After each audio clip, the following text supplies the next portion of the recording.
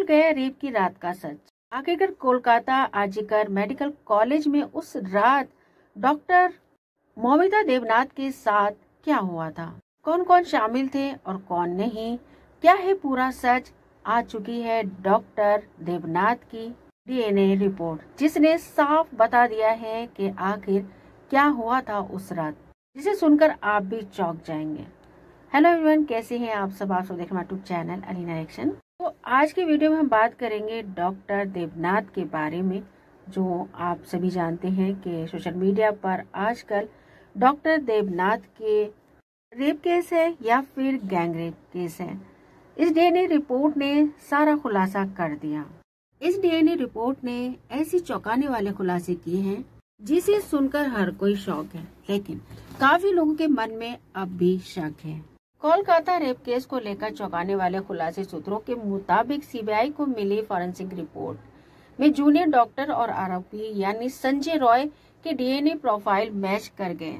इतना ही नहीं, फॉरेंसिक जांच में पीड़ित के प्राइवेट अंगों से संजय रॉय के अलावा किसी और का डीएनए प्रोफाइल नहीं मिला।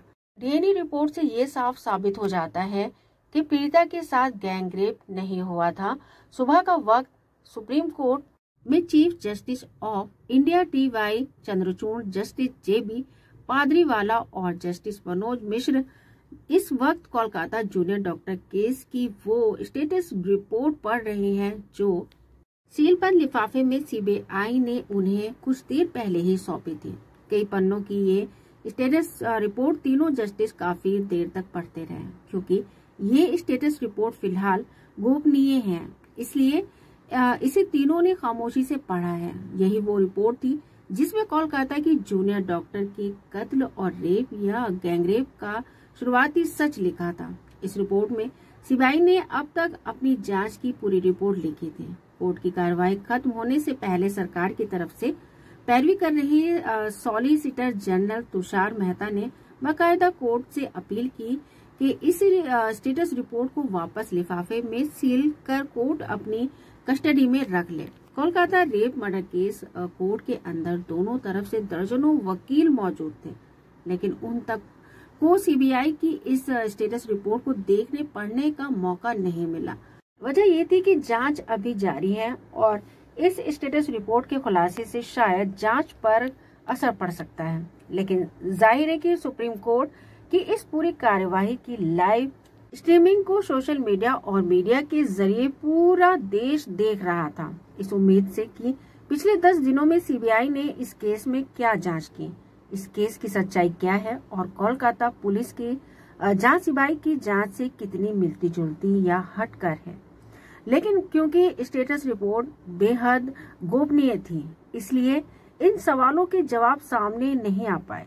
अब सबसे बड़ा सवाल ये उठ रहा है कि आखिर डीएनए रिपोर्ट को क्यों गोपनीय रखा गया। जिस तरीके से कोर्ट में पेश करने के बाद उसको फिर से सील बंद कर दिया गया कि कहीं किसी के हाथ नहीं लग जाए और सच मालूम नहीं चल जाए। अब सीबीआई की इस स्टेटस रिपोर्ट के अंदर क्या सच छुपा है ये तो नहीं मालूम। सीबीआई के सूत्रों से जो जानकारी हाथ लगी है वो बेहद चौंकाने वाली है। आखिर पिछले 10 दिनों की जांच के बाद सीबीआई इस केस को लेकर किस नतीजे पर पहुंची है। कोलकाता आरजीकर हॉस्पिटल के जूनियर डॉक्टर के साथ गैंग रेप नहीं हुआ था, बल्कि ये मामला रेप का ही है और ये रेप और रेप के बाद जूनियर डॉक्टर का कत्ल करने वाला एक अकेला संजय रॉय ही था। वही संजय रॉय जिसे 9 अगस्त को ही कोलकाता पुलिस ने गिरफ्तार कर लिया था और वही संजय रॉय जो फिलहाल सीबीआई की कस्टडी में है। तो बताया जा रहा है कि पुलिस और सीबीआई दोनों की लाइन ऑफ इन्वेस्टिगेशन मौकाए वारदात यानी उस सेमिनार हॉल को लेकर एक ही जैसी थी। दरअसल सेमिनार हॉल की तरफ जाने वाले सीसीटीवी फुटेज में सिर्फ एक ही आदमी आता जाता हुआ दिखाई दिया और वो था संजय रॉय। इसके अलावा रात दिन से लेकर सुबह 5:30 बजे तक सेमिनार हॉल की तरफ जाता कोई आदमी मिला ही नहीं। जो कुछ लोग कैमरे में वहां से गुजरते दिखाई दिए, उनमें से ज्यादातर लोग 3 से 5 मिनट में अपने अपने वार्ड या अपने अपने काम में लगे रहे, जिसका सबूत उन जगहों पर लगे सीसीटीवी कैमरों में मौजूद है। यानी कि उस वक्त सेमिनार हॉल में एक अकेला संजय रॉय था जो 40 मिनट से ज्यादा सेमिनार हॉल में ही रहा। सेमिनार हॉल से बरामद ब्लूटूथ नेकबैंड और उसका कनेक्शन संजय रॉय के मोबाइल से होना भी इस केस में एक बहुत बड़ा सबूत बनता है। पुलिस की जांच पर भी काफी आशंका जताई जा रही है। सूत्रों के मुताबिक संजय रॉय ने 9 अगस्त को ही कोलकाता पुलिस के सामने अपना जुर्म कबूल कर लिया था। इसके बाद 14 अगस्त को जब वो सीबीआई हिरासत में गया तब भी उसने सिर्फ न अपना जुर्म कबूल किया बल्कि घटना वाली रात और सुबह की पूरी कहानी भी बताई। लेकिन आरोपी के इकबालिया बयान के बावजूद पहले कोलकाता पुलिस और फिर सीबीआई ठोस सबूतों की तलाश में थी और ये तलाश खत्म हुई फॉरेंसिक रिपोर्ट पर। सूत्रों के मुताबिक central forensic science lab Kolkata ने सीबीआई को अपनी रिपोर्ट सौंप दी है। इस रिपोर्ट का इसलिए इंतजार था क्योंकि इससे ये मालूम चलना था कि केस रेप का है या फिर गैंग रेप का है, क्योंकि गैंग रेप और सिर्फ रेप केस में काफी अंतर है। क्योंकि संजय रॉय को इसलिए बताया जा रहा है क्योंकि मतलब रेप केस है और अगर गैंग रेप केस बता दिया जाए तो केस काफी मतलब सीरियस हो सकता है मैटर। लोग भड़क सकते हैं कि आखिर उस मेडिकल कॉलेज में और भी लोग शामिल हैं, तो न जाने कड़ियां से कड़ियां जुड़ती जाएंगी, लोग फंसते चले जाएंगे, उनके जुर्म सामने आते रहेंगे। तो इसीलिए पुलिस की जांच पर सवाल उठाए जा रहे हैं। अब वो सीबीआई ने जो डीएनए रिपोर्ट दी है उसमें क्या सच है अभी कोई नहीं जानता है। और ये भी बताया जा रहा है कि इस फॉरेंसिक रिपोर्ट के मुताबिक पीड़िता और आरोपी यानी संजय रॉय के डीएनए प्रोफाइल मैच कर गए। इतना ही नहीं, इस फॉरेंसिक जांच में पीड़िता के प्राइवेट अंगों से संजय रॉय के अलावा किसी और का डीएनए प्रोफाइल नहीं मिल पाया। इसका मतलब यही है कि पीड़िता के साथ सिर्फ रेप हुआ है, गैंग रेप नहीं हुआ। यानी रेप के मामले में कम से कम अकेला संजय रॉय ही शामिल था और इसी रेप के दौरान संजय रॉय ने ही जूनियर डॉक्टर का कत्ल किया है। यानी सीबीआई की रिपोर्ट हूबहू वही है जो कोलकाता पुलिस की शुरुआती 4 दिनों की तफ्तीश में सामने आई थी। अब सवाल ये है कि सीबीआई ने अब तक की अपनी इस जांच का खुलासा क्यों नहीं किया। तो सूत्रों के मुताबिक इस केस में कई ऐसे पहलू अब भी बाकी हैं जिनकी जांच अभी चल रही है। दरअसल सीबीआई ये मालूम करने पर लगी है और काफी कोशिश कर रही है कि वारदात के बाद मौका वारदात से क्या क्या सबूतों को मिटाने की कोशिश की गई। क्या जानबूझकर एफआईआर जो देरी से दर्ज की गई, क्या केस को रफा दफा करना चाहते थे प्रिंसिपल, मेडिकल कॉलेज के प्रिंसिपल ने कोई साजिश रची थी और क्या ये सब खुद की और हॉस्पिटल की साख बचाने के लिए किया गया। यही वजह है कि पिछले 5 दिनों से सीबीआई लगातार आर्जिकर हॉस्पिटल के प्रिंसिपल संदीप घोष से पूछताछ कर रही है। वारदात के बाद की तमाम लापरवाहियों की कड़ियों को जोड़ने के लिए ये पूछताछ हो रही है और सीबीआई सूत्रों की माने तो अगर ये सबूत मिल गए कि 9 अगस्त की सुबह से लेकर रात तक हॉस्पिटल परिसर के अंदर सबूतों के साथ छेड़छाड़ी की गई है तो फिर इसी इल्जाम में प्रिंसिपल घोष को सीबीआई गिरफ्तार कर सकती है। कितने आरोपियों ने दिया अपराध को अंजाम ये भी मालूम चल सकता है। वारदात वाले दिन यानी 9 अगस्त को हॉस्पिटल प्रशासन की तरफ से हुई देरी और लापरवाही को लेकर सुप्रीम कोर्ट ने भी आज काफी सवाल उठाए थे। कोर्ट बार बार यही पूछ रही थी कि घटना वाले दिन कब डीडी एंट्री हुई, कब केस डायरी दर्ज हुई, कब एफआईआर लिखी गई, पोस्टमार्टम कितने बजे हुआ, लाश घर वालों को कब सौंपी गई, अंतिम संस्कार कब हुआ, पंचनामा कितने बजे किया गया। सुनवाई के दौरान चीफ जस्टिस डीवाई चंद्रचूड़ ने कहा डीडी एंट्री सुबह 10:10 पर दर्ज की गई, जबकि एफआईआर रात 11:30 बजे लिखी गई। ये बात परेशान करने वाली थी। इसके साथ ही जस्टिस पारदीवाला ने पश्चिम बंगाल सरकार के वकील कपिल सिब्बल से पूछा कि जब आप बॉडी को पोस्टमार्टम के लिए लेकर गए तो ये मामला अननेचुरल डेथ का था या नहीं। अगर ये अननेचुरल डेथ नहीं थी तो फिर पोस्टमार्टम की क्या जरूरत थी। उन्होंने कहा कि आप ये बताइए कि एफआईआर से पहले आपने पुलिस की डायरी में ये सब मेंशन क्यों नहीं किया। अननेचुरल डेथ थी जस्टिस पारदीवाला ने कहा कि अननेचुरल डेथ रात 11:30 बजे और एफआईआर रात 11:45 पर दर्ज की गई। क्या ये सही है? इस पर पश्चिम बंगाल सरकार के वकील कपिल सिब्बल ने कहा कि पोस्टमार्टम शाम 6 से 7 बजे के बीच हुआ और अननेचुरल डेथ दोपहर 1:45 पर दर्ज की गई।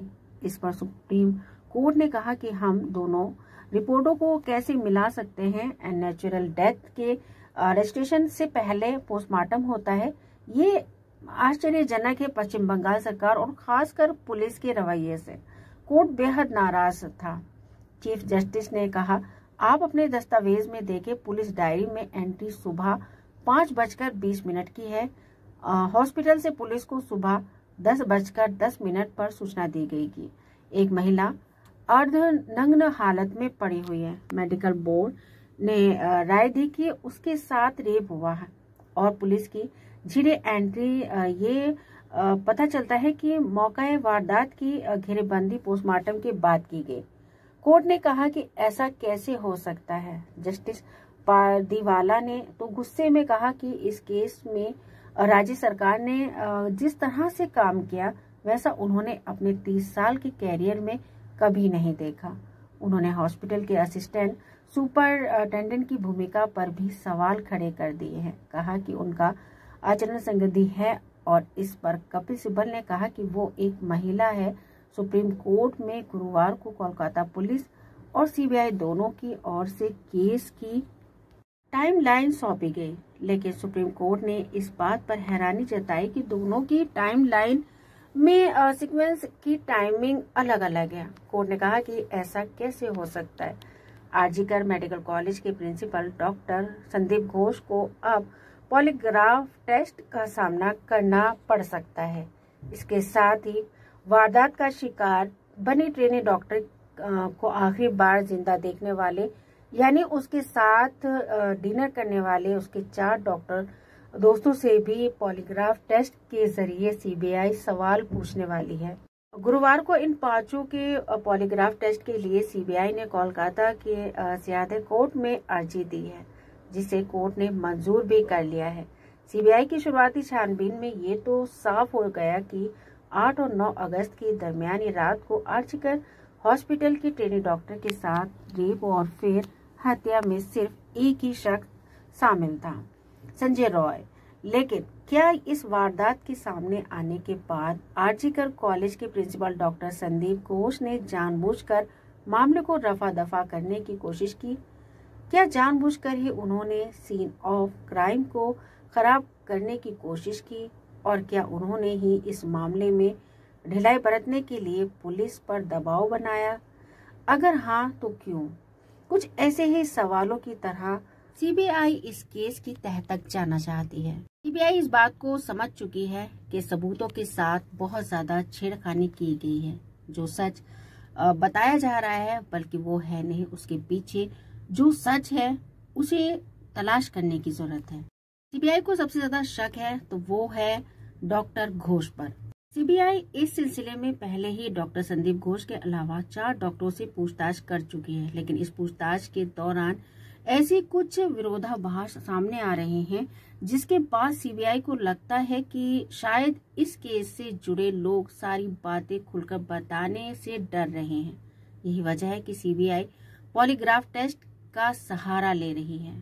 तभी पॉलीग्राफ के जरिए उनके सीने में दफन राज उगलवाना चाहती है। जूनियर डॉक्टर मोमिता के साथ लास्ट टाइम रात में जिन्होंने खाना खाया, तो मोमिता के वो 4 दोस्त थे, तो वो जिस तरीके से मतलब बताने की कोशिश कर रहे हैं तो और घबरा रहे हैं, मतलब कभी कुछ एक तरीके से इंसान जो सच बोलता है तो फटाफट सच बता देता है कि ये हुआ था, लेकिन जब कोई डर के कोई बात बताता है और उसमें झूठ शामिल जो यानी किसी दूसरे के कहने से वो बात कहता है तो वो थोड़ा बताते हुए लड़खड़ाता है, सोच कर बताता है। तो इसी बात को सीबीआई नोट कर रही है कि कुछ तो गड़बड़ है। डॉक्टर संदीप घोष गुरुवार को भी सीबीआई के सवालों का सामना करने के लिए कोलकाता के सीजीओ कॉम्प्लेक्स में हाजिर हुए थे। ये उनसे पूछताछ का लगातार 7वां दिन है। इससे पहले बुधवार को सीबीआई ने डॉक्टर घोष की गाड़ी की भी तलाशी ली और उनकी जांच में ड्राइवर से भी पूछताछ की गई और जिस तरह से डॉक्टर घोष स्वास्थ्य मंत्रालय की एक गाड़ी यूज करते हैं, सीबीआई ये समझने की कोशिश कर रही थी कि कहीं सबूत मिटाने के सिलसिले में डॉक्टर घोष ने अपनी गाड़ी का कोई मतलब बेजा इस्तेमाल तो नहीं किया, कोई सामान लाने जाने या छुपाने से उसकी कोई भूमिका तो नहीं। सीबीआई इस मामले के इकलौते गिरफ्तार आरोपी संजय रॉय के पॉलीग्राफ टेस्ट की पहले ही इजाजत ले चुकी है और कोर्ट ने इसकी इजाजत भी सीबीआई को दे दी है। संजय रॉय का भी पॉलीग्राफ टेस्ट करा सकती है सीबीआई। इस मामले में कहीं ना कहीं कुछ ना कुछ छुपाने की कोशिश तो जरूर हो रही है, तभी सीबीआई इस तकनीक का सहारा ले रही है। असल में जिस तरह हत्या के बाद सबूत मिटाने की कोशिश की गई है, उसे देखते हुए ये शक होने लगा है सीबीआई को। मेडिकल कॉलेज के प्रिंसिपल डॉक्टर घोष ने संजय रॉय को बचाने के लिए कहीं ये सारा ड्रामा तो नहीं रचा। डॉक्टर घोष को कहीं डर तो नहीं सता रहा है कि कहीं ऐसा ना हो पुलिस के सामने सीबीआई की सख्ती इतनी उसके ऊपर बढ़ जाए कि संजय रॉय अपना मुंह खोल दे और उसमें मैं फंस सकता हूँ। बताया जा रहा है कि इस वक्त डॉक्टर संदीप घोष की रातों की नींदें उड़ी हुई हैं। अब जो ज्यादा नजरें गड़ी हुई हैं सीबीआई की, तो वो है प्रिंसिपल घोष के ऊपर। कुल मिलाकर अब बात ये सामने आ रही है कि जिस तरीके से जो डीएनए रिपोर्ट आई है, तो उसको क्यों छुपाया जा रहा है।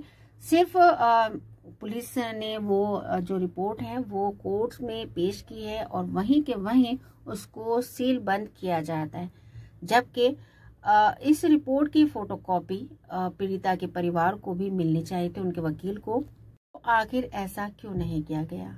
हर कोई इस बात पर सवाल उठा रहा है कि रिपोर्ट पीड़िता के वकील को जरूर मिलनी चाहिए थी, जिससे वो भी जान सकते थे कि आखिर इस रिपोर्ट में क्या है।